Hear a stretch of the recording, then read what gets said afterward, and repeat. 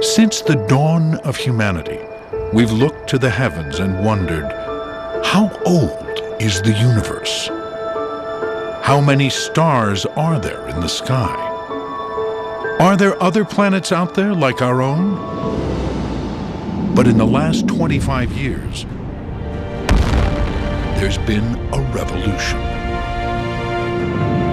All because of a machine called Hubble. Traveling in space, high above the distortions of our atmosphere, gives this giant telescope great power. It's the size of a school bus. It's traveling at 17,000 miles an hour. It's 300 and something miles above your head. But in there is one of the most precise mirrors mankind has ever built. Billions of times more sensitive than our own eyes, the space telescope has literally brought the universe to us, making more than 1 million observations.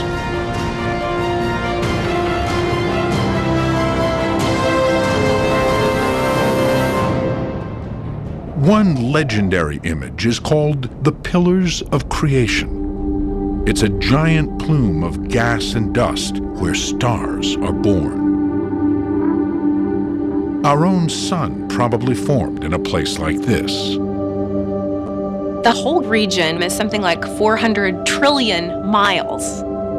So it's massive, it's huge. But still within the context of our own Milky Way, it's just one little part. Hubble has also captured pictures of places where stars die. These are planetary nebulae, remnants of expiring stars. They look like artworks in the heavens. Each one of them is different, like snowflakes. And these are some of the most spectacular images that Hubble has produced. Hubble has shown us that black holes are real. A giant one sits at the center of our galaxy, and nearly every other we know. It's discovered the age of the universe, and that there are more stars in the heavens than grains of sand on all the beaches and deserts of the world combined. Over the past 25 years, Hubble has told us a story of creation, destruction, and of vast new mysteries that beckon our curiosity. But putting it in space long seemed an impossible dream, even to those who took on the challenge.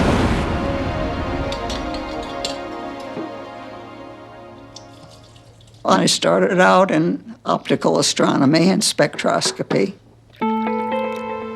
But as a woman in my generation, I could not get tenure at a research institution.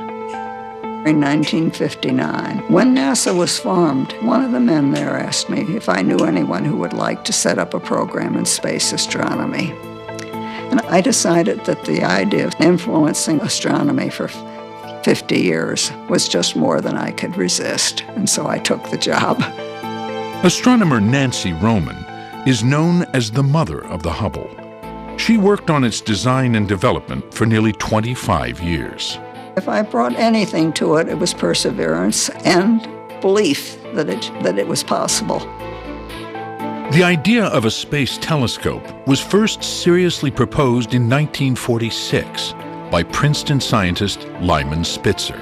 He was the scientific visionary, and Roman was the force that pushed this vision forward, decades before the technology was up to the task.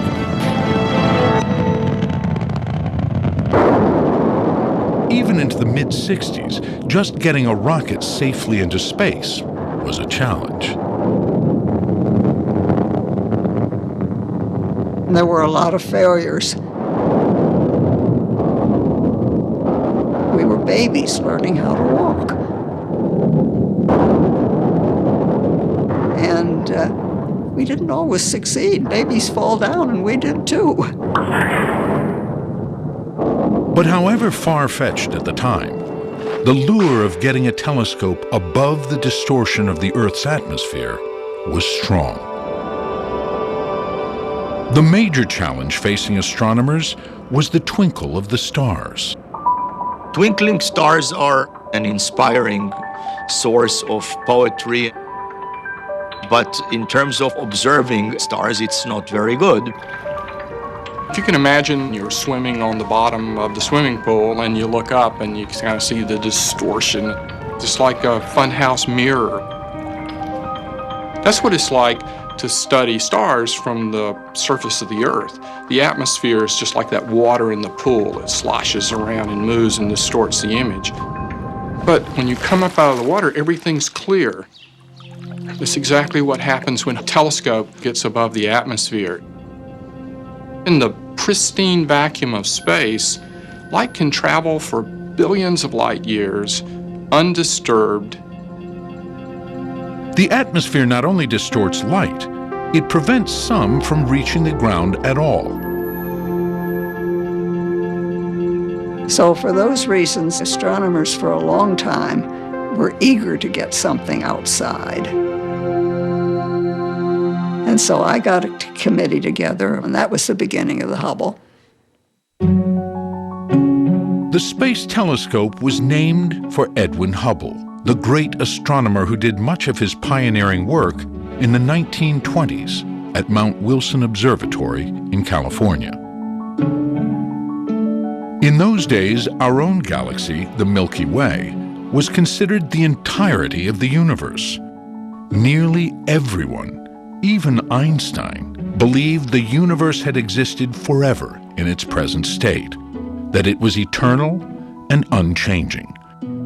But Hubble would prove them all wrong. He began by figuring out how far away the stars he was seeing actually were. At the time of Edwin Hubble, it was hard to measure distances. It still is, even today. It's difficult to know if a star appears bright because it is actually bright or simply because it is close to us.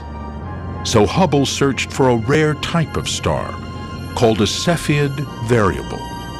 Cepheids pulse at a known brightness, so by measuring the amount of light he could see, he could calculate how far away the star actually was. In October 1923, Hubble found a Cepheid in a gaseous cluster of stars then called the Andromeda Nebula. It yielded a shocking discovery. And when he actually did the calculations, he discovered Andromeda was roughly 1 million light years away from us, which was outside our galaxy. Andromeda was its own galaxy. Oh, there are other galaxies out there, and we're just one of them. For the first time in history, there was evidence that our universe stretched far beyond the Milky Way. But then what he did was, we measured the speed of a whole bunch of these galaxies. Edwin Hubble measured speed by looking at the light the galaxies emitted. He knew if the galaxy was moving toward him, the waves would shorten and shift to the blue part of the spectrum. If it was moving away, the waves would lengthen and shift to the red.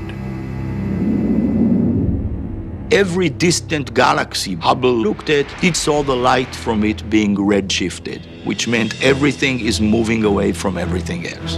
And he found the further away they were, the faster they were going. In fact, the universe itself was expanding, stretching the light from the galaxies. Edwin Hubble had changed our understanding of the cosmos forever. The whole universe was clearly expanding. And so this was the discovery of the expansion of the universe, which Einstein said, well, that's crazy, right? The discovery of the expansion of the universe, of course, was a very strong piece of evidence for a beginning. If everything is now expanding, you can run this backwards and see that everything should have started from a certain point or singularity, what we today call a Big Bang.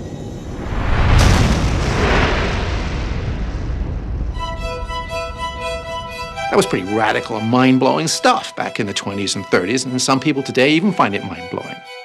Hubble's discovery opened up the modern era of astronomy and raised huge questions, like how old is the universe? But astronomers couldn't see clearly and deeply enough into the cosmos. So the mystery would endure for decades. Determining the age of the universe was definitely one of the key goals of the launch of the Hubble Space Telescope. Astronomers used to have fistfights where the universe was 10 billion years or 20 billion years old until we launched the Hubble Space Telescope. But first, they would have to build it. I realized that my job at NASA, to a large extent, was salesmanship. And it was a particular problem with Congress. We can cut the space program sharply. The Congress has already cut that $400 million. I think we can cut it $1 billion, and we should cut it $1 billion. Proxmire was quite famous senator of picking out projects that he thought were stupid. We have a war going on in Vietnam. And he asked NASA why the American taxpayer should pay for something like the Hubble. And I came up with the answer that for the cost of a night at the movies, every American would have 15 years of exciting discovery. Finally, after more than a decade, the plans were approved in 1977. Hubble's power would come from an 8-foot-wide mirror. It would gather light from across the universe. To magnify the sky and see tiny details, it would need a long distance to focus the light and give a clear image. But a space telescope needs to be compact, so Hubble would use a second mirror to further magnify the light and focus it onto the cameras. For it to work, the mirrors would have to be perfect. Hubble was the most precise optical mirror ever made. No place along its surface could it deviate from a perfect curve by more than a millionth of an inch. An optics company, Perkin-Elmer, was chosen to do the work, in part because it had already made mirrors for spy satellites. They told NASA, we know how to do this, and this technology is proprietary. We are not going to let you come in and watch what we are doing. So NASA got a rather limited view of what was going on in that little group. They had very, very precise instruments that they designed just for polishing this mirror.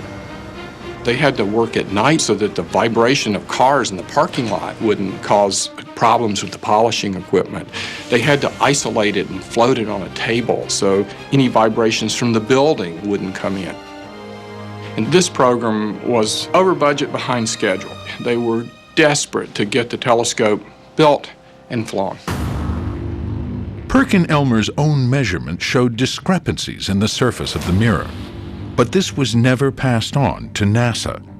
The telescope was declared ready for launch, a disaster waiting to happen. The hopes and dreams of the world's astronomers were with us that day at Cape Canaveral. LVCC, go ahead. The last time astronomers leapt a factor of 10 in observing capability was when Galileo in 1610, instead of using his eye, put the telescope in front of his eye. And liftoff of the Space Shuttle Discovery with the Hubble Space Telescope, our window on the universe. All increases in capability after Galileo were incremental. They weren't leaps of a factor of 10 until Hubble. Mission Control, Houston. Roger, roll, Discovery. We thought, let's go, we're off to the races. Little did we know the time bomb that was ticking. Little did we know.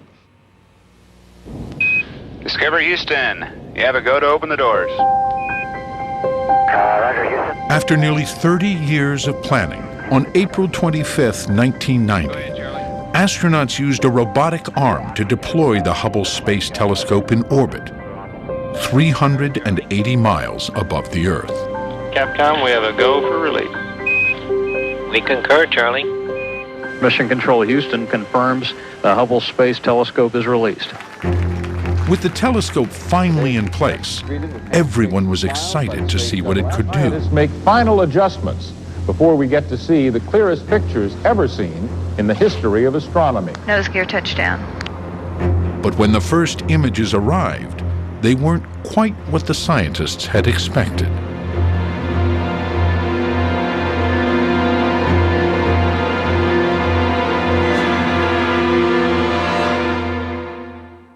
When they first saw these images, they just assumed the telescope wasn't in focus. They tried to move the focus backwards and forwards, but the light kept being blurred, like it was always out of focus. It was really quite a shock. We were very worried. I just couldn't believe it. It definitely was a huge shock. We're supposed to revolutionize astronomy. How is it that we can't focus this telescope? How is this even possible? After weeks of investigation, horrified astronomers suspected something was wrong with the mirror. This is my logbook that I kept during the early days of Hubble. Daily we went to meetings and we kept a record of everything that was happening. Here's a particularly interesting day. We were told about the actuators on the back of the mirror. The actuators might be able to fix small errors in the surface of the mirror by pushing and pulling on it. So this says 1/2 wave is 7 times the dynamic range, meaning the problem is 7 times worse than they could fix. And here's a little note I wrote. This is the moment we find out that we are doomed to failure. Sandra Faber and her colleagues realized that the problem was massive and lay at the very heart of the telescope. The Hubble telescope has a big primary mirror that collects the light, and then there's a secondary mirror which reflects the light back down to the detector. So if everything is working, every zone of the primary mirror should come to a focus at exactly the same location. With a single focal point, a star would appear crisp and bright.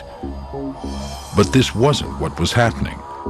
As I looked at those star images, I could see that the problem with Hubble was the rays are coming to a focus at different points, and that is the classic problem called spherical aberration.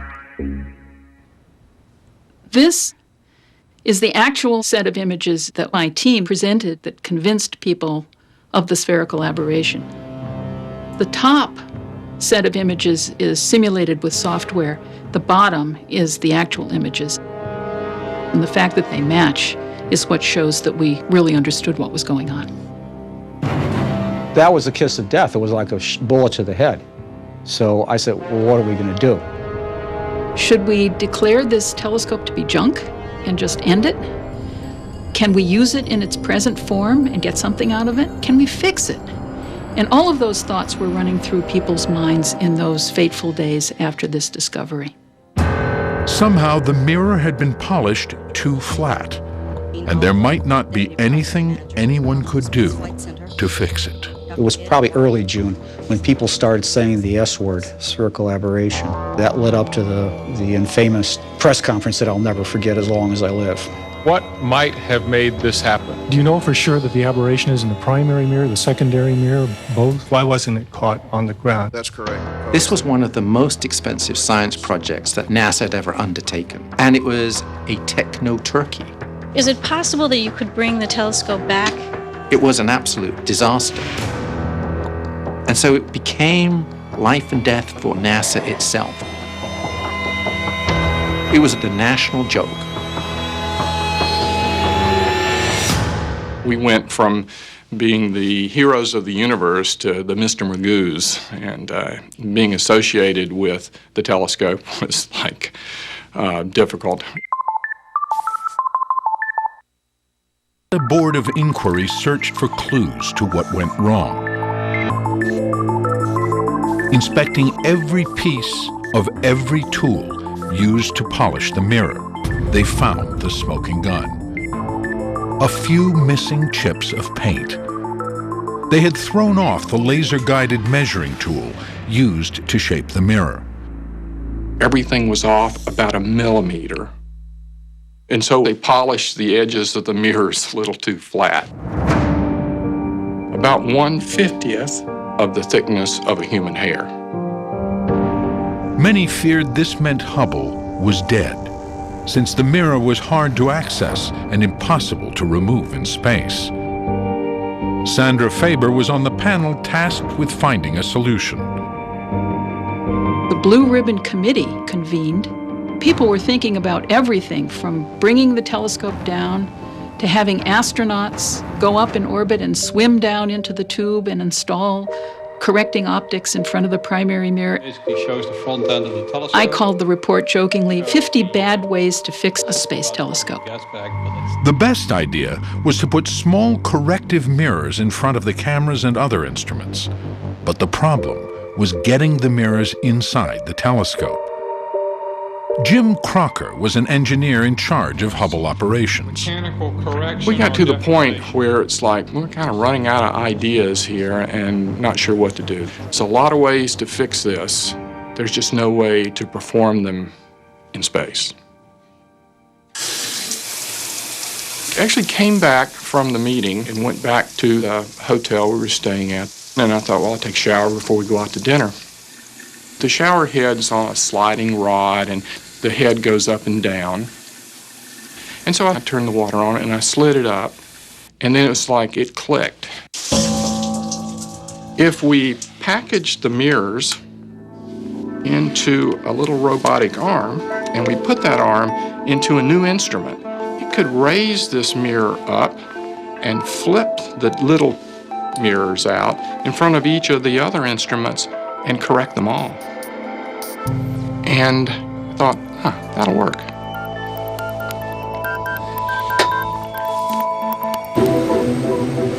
NASA agreed and immediately started work. Astronauts would install an instrument called COSTAR. Once in place, its 4 arms would flip out like the showerhead and essentially give Hubble glasses. But no one had ever done anything remotely this intricate in space. Now, when I got a job, I didn't smile and I didn't celebrate anything. I says, here we go. And I'll do the best I can with this. I told NASA and I told the media, they're all saying we're going to fix it. And I told them, I don't know if we're going to fix it. Musgrave and a team of astronauts trained for 20 months preparing to fix Hubble. We choreographed this dance down to every finger and every toe. You know, a great ballerina, it's every finger and every toe. You can't have something messed up. You can't exactly mimic what you're going to do there. So in your imagination, you watch yourself work. Then it is practice so that you can pull it off when you have to. To simulate working in space, the astronauts spent 400 hours underwater, rehearsing on a mock-up of Hubble. I think the most incredible thing about this is that the astronauts were prepared to risk their lives to go and fix a scientific instrument. OTC CDR, how do you read this morning? We know the shuttle was not a perfect machine. After all, there's been 2 disasters. This is shuttle launch control list. Out of 1 in 10 chance of dying. I don't like those odds. But it's not a matter of fear. You've decided ahead of time this is what you do in life. And we have liftoff. Liftoff of the Space Shuttle Endeavour on an ambitious mission to service the Hubble Space Telescope. In 8 minutes, they went from 0 to 17,500 miles an hour. Roger roll, Endeavour. It's rough. The vibrations are very rough. It's a butterfly bolting on a bullet, you know. That's what's going on.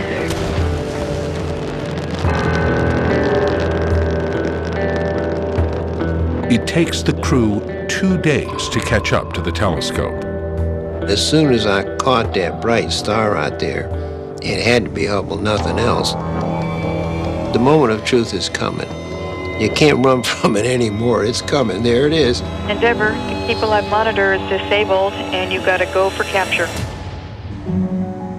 The crew will do 5 spacewalks, at the time, the most ever attempted on a single mission. Okay, visors as required. On the 3rd walk, Musgrave and astronaut Jeffrey Hoffman need to replace Hubble's wide-field camera. It was designed to capture a broad range of light frequencies across a large area of the sky. Look at that baby. Beautiful, spanking new window. The most critical moment comes when Musgrave takes off the camera cover. As he removes it, he exposes the camera's delicate mirror. Gonna count the release. Hold it down lower. coming off. If you touch that mirror, it's over. One more time. If you touch that thing, every image that comes down from Hubble got your little fingerprint on it. And that's very bad form. Hold it down lower. No, we're doing real fine. Okay. Scheduled to take more than 4 hours, the crew pulls off the meticulous repair in half the time. You've got about 2 feet to go. You're looking real good. Finally, the team turns its attention to CoStar. You're free of the rail. Astronaut Catherine Thornton pulls out an old instrument to make room for the new corrective mirrors packed inside a huge case. I can't see anything anymore. It's your call. Keep coming up. So you saw these massive, great sort of refrigerator-sized instruments that had to be maneuvered precisely in place. Let's say like we got left. Not much door. It became a real drama. And would they do it? Would they get it in? Getting it done. Completely close the doors now. Very good. After 2 hours, the instrument fits exactly as planned. We did our job. We were pretty happy with the job that we did. But even if, yes, we did the job perfect, I didn't know what the result would be. Sit down, Chris. Back on the ground, the room is packed as they prepare to receive the first images.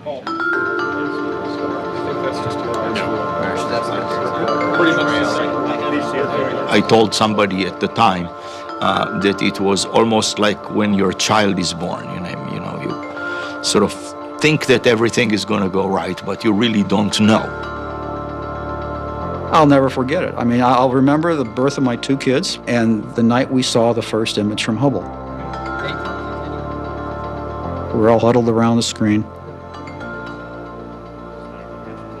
And I'll never forget when that screen lit up and first appeared a little dot right in the center.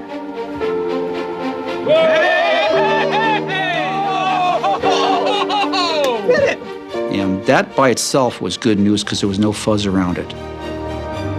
But then more and more little dots, stars, started showing up until the whole screen was filled with crystal clear points of light. And all the faint stuff we were never seeing suddenly showed up.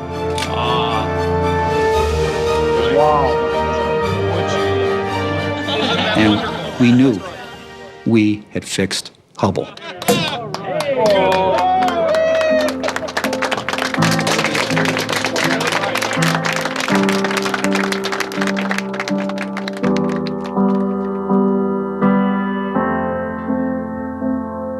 Once we saw the new images, we knew that that's it. They nailed it.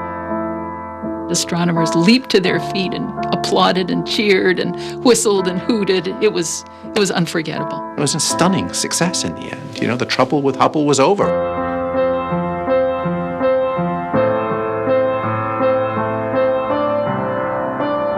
With the Space Telescope now fully living up to its design, scientists could finally begin to solve some of the timeless mysteries of the universe. The solutions to many of these mysteries lie in the countless beautiful images Hubble has sent back, the most detailed ever taken of the heavens. You cannot help but be in awe when you look at Hubble images. In addition to these images being beautiful, they help us to answer the questions that humans have been asking for forever. Questions like, where do stars and planets come from? And this Hubble picture of the Orion Nebula gave us unprecedented insights. This particular image is so incredibly detailed. We can see stars forming. All of this background colorful structure is hydrogen gas. When gravity starts to take hold, the hydrogen atoms come together and undergo nuclear reaction. So they start to form a star. And so a lot of what you actually see in this image, all of these bright dots, are these things. They're newborn stars. This single image reveals 3,000 newborn stars. And it also showed astronomers something else they'd never seen before. If you zoom in and look really close, what you can see are these very cool little protoplanetary disks So these are tiny little solar systems that are starting to form. Our own solar system was probably in a very similar state billions of years ago. So the sun and the earth and all the planets were contained inside this disk of dust. What Hubble did was it really opened the door for us to image these disks and be able to see them with our eyes. Hubble can see light up to 4 billion times fainter than the human eye. It can point to the most distant galaxies in the universe and stare at them continuously without moving while it's flying around the Earth at 17,000 miles an hour. This has allowed astronomers to solve another enduring mystery. How many stars are there in the universe? They did it by zooming in to a tiny patch of sky. We wanted to find out what happens if we just stare at a blank piece of sky. About the area you would see if you looked at the sky through a drinking straw. And so we stared at a single point in the sky, a blank point, for about 10 days. In this seemingly empty sliver of sky, Hubble revealed 10,000 points of light. Every point is another galaxy. Each one of those galaxies is a collection of about 100 billion stars like the sun. Every galaxy is made of stars, dust, and planets in solar systems like our own. And as you fly through the whole almost 12 billion years of cosmic history, you start to see galaxies change as you go deeper and deeper in.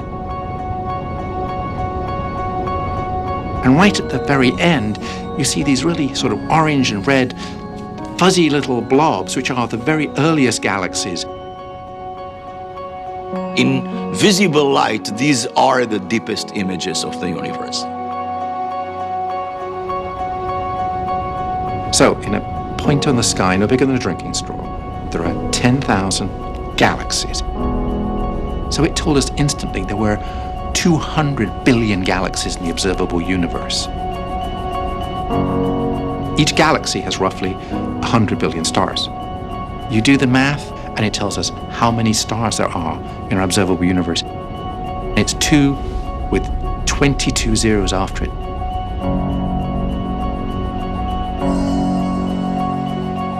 We didn't know that before the Hubble Space Telescope went up. The telescope would also help answer another one of the most profound mysteries ever contemplated.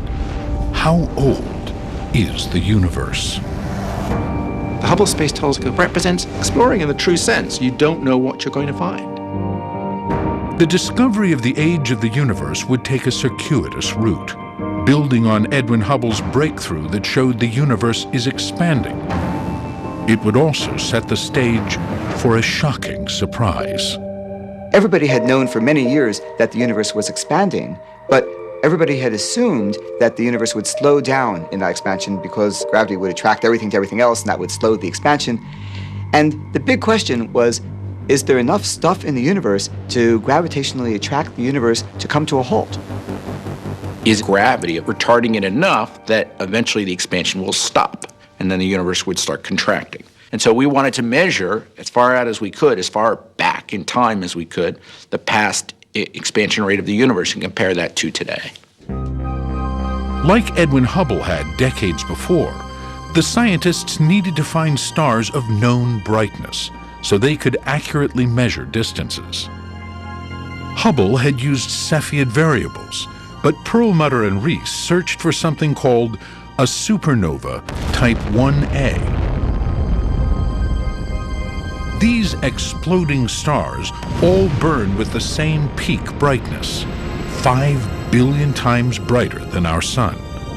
But the trick was to find them. They really are rare. They only explode a couple times per millennium in a given galaxy of 100 billion stars. And for that matter, they don't give you any advance warning. You don't know when it's going to happen. And then once a supernova explodes, it brightens in a few weeks and it's faded away in a few months. But if you can observe some, 50,000 galaxies in the course of a night, and then if you can wait a few weeks and come back and observe the same 50,000 galaxies, now you have a reasonably good odds that new supernova will have exploded in some of those galaxies.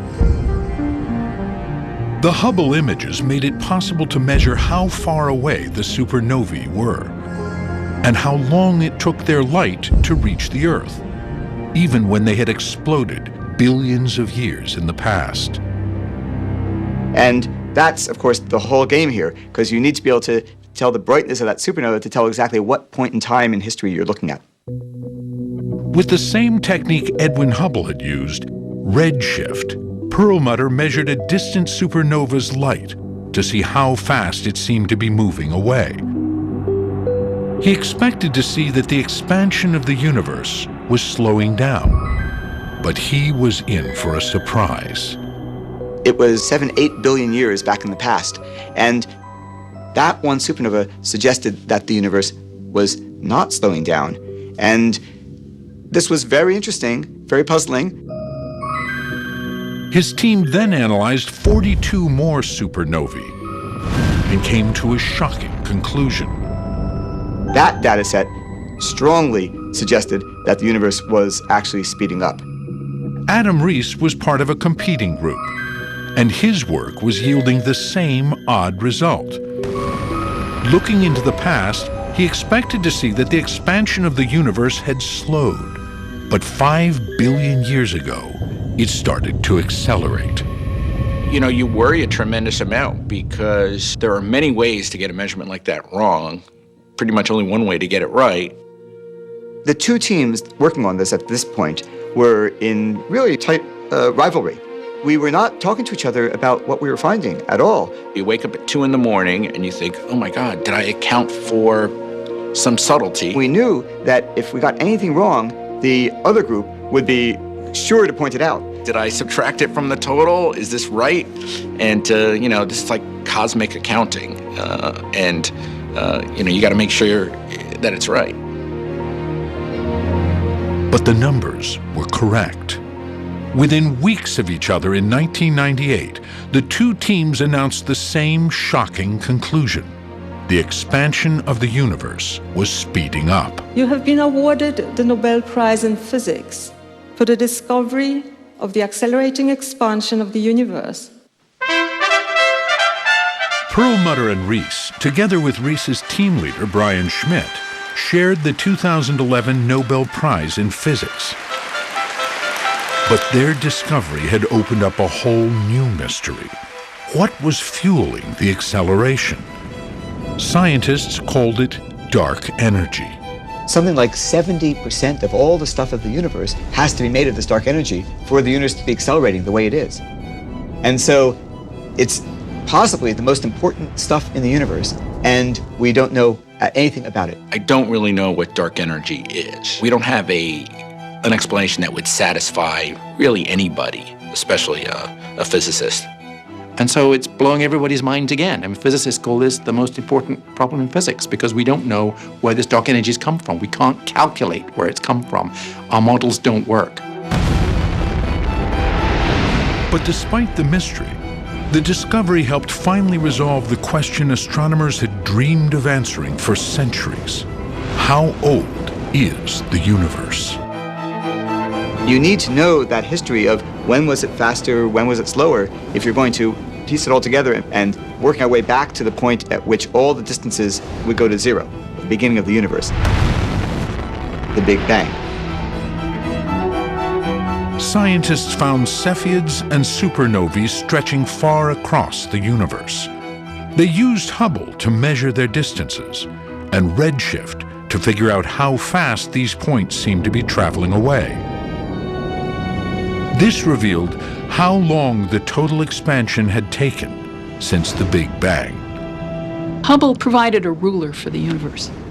So when you put together the basic size and the history of how fast things were going in the past, you get 13.7 billion years.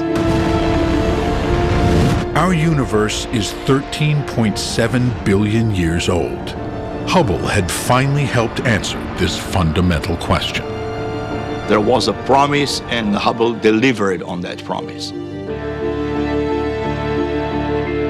And then, Nearly a century after Edwin Hubble first glimpsed galaxies beyond our own, the Space Telescope took on another profound question. How do galaxies actually form? At the center of the mystery, black holes. Regions so dense that nothing can escape their pull. The basic idea of a black hole is the gravity is so strong that nothing can escape. Even lights cannot get out. We can't take a picture of a black hole directly. It's black. So how do we know it's there? We know it's there by studying the way stuff moves in its vicinity. Things orbiting close to it are going to go very fast. But you have to get very close to the hole in order to see that effect. Scientists had theorized, but never proven, the existence of supermassive black holes billions of times the mass of our sun, until they used Hubble to look at the core of a galaxy called M87. It was the superior spatial resolution of Hubble that was the key.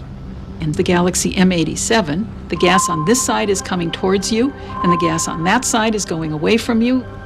And we can measure the motions and calculate the mass of the black hole, 3 billion times the mass of our sun. But how common are these giant black holes? Sandra Faber's team used Hubble to measure the speeds of stars orbiting around the center of other galaxies and discovered something remarkable.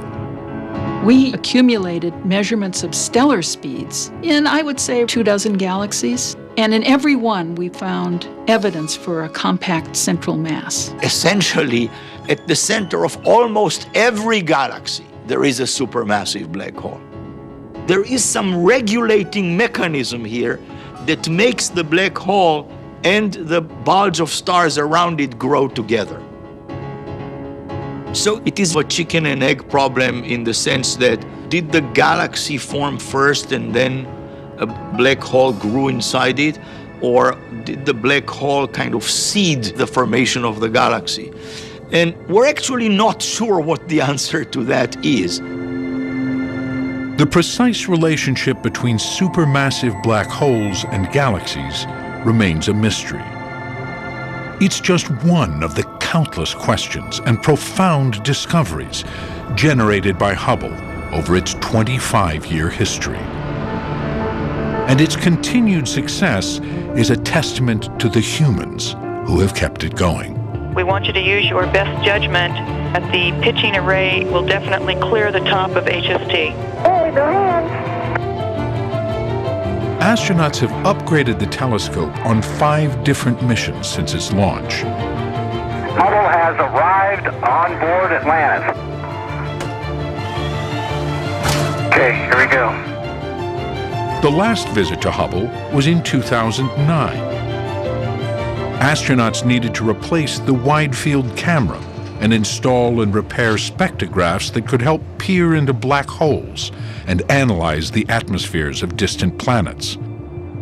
As on past missions, ingenuity saves the day. That handrail is obstructing the attachment of the fastener capture plate. Astronaut Mike Massimino can't remove a handrail blocking his access to Hubble. We couldn't get inside the thing to do the repair. And I just felt terrible. This is going to be my contribution to astronomy, which is killing our opportunity to be able to analyze the atmospheres of planets. That darn handrail. I thought we were sunk, because I did not see any way we were going to fix this thing. And then engineers come up with a radical idea. Break off the handle. It's a risky approach. By yanking that thing off, by definition, we're going to have little shards of metal flying. So I put a lot of tape on that handrail and made sure that, none of that stuff would get out. Houston, you ready for this? Yeah, we're ready. Okay, man, so you have a go. Here we go.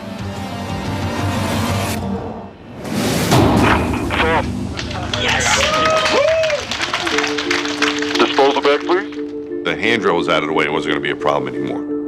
I felt really happy that we got the job done and that we were leaving Hubble in good shape. Hubble is working right now, probably the best it has ever worked. It produces discoveries every day. The new instruments have allowed us to look deeper into the universe, revealing even more detail than before. This recent image of the Andromeda Galaxy is the highest resolution Hubble photo ever taken. More than 60,000 light-years across, it shows more than 100 million stars. And just this past year, a spectrograph installed on Massimino's mission analyzed the light filtering through the atmosphere of a planet 729 trillion miles from our own and found water. We absolutely couldn't have done this work without Hubble. It's a remarkable contribution for a 25-year-old machine. Every one of the science instruments were eventually replaced. You don't have any of the original ones left. And that's why it's still doing its job. 25 years later, we don't warranty the labor. I'm not sure about the parts. You got to check with NASA. But I think it's going to be going for a long time. But with the space shuttle decommissioned in 2011, there's no way to reach Hubble. And the telescope's days are numbered.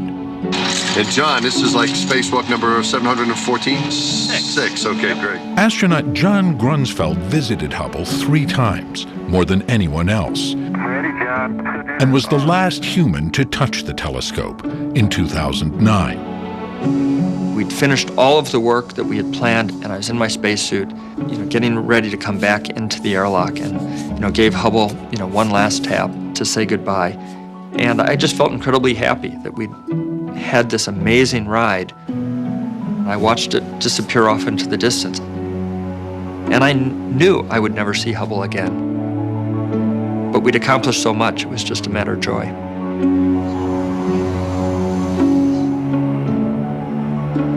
Scientists hope that Hubble will work for another decade. But with every orbit, it encounters slight drag from the Earth's atmosphere. The telescope will eventually fall from the sky, probably in the late 2030s. Most of Hubble will burn up, but the mirror will likely survive re-entry. So NASA may send up a robot with a small rocket to help guide it safely into the ocean. One of the requirements for the mission that we flew in 2009 was to install an adapter on the bottom of the Hubble Space Telescope so that a future mission could dock with it, so that at the end of Hubble's life, we could send it into the atmosphere so that it would re-enter over a known place on Earth. But before Hubble deorbits, NASA is planning to launch an even larger telescope called the James Webb. It has a foldable mirror 3 times larger than Hubble's and will be sent to an orbit beyond the moon. But it will be hard to live up to the legacy of Hubble.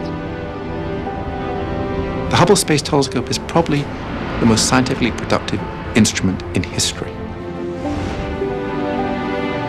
Before the Hubble was launched, we didn't actually know the age of the universe.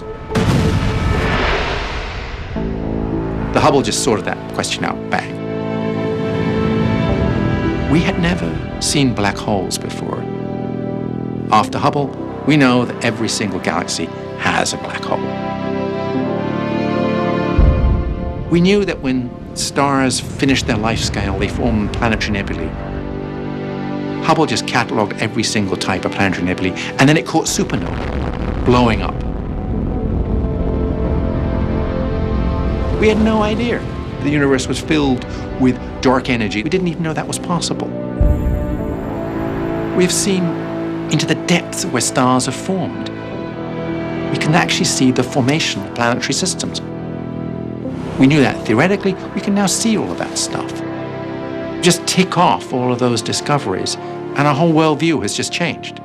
The human desire is to find out who we are. Are we alone? Where did we come from? How did we get here? These questions probably will outlive all of us. But I think Hubble has been very important in making progress toward these answers.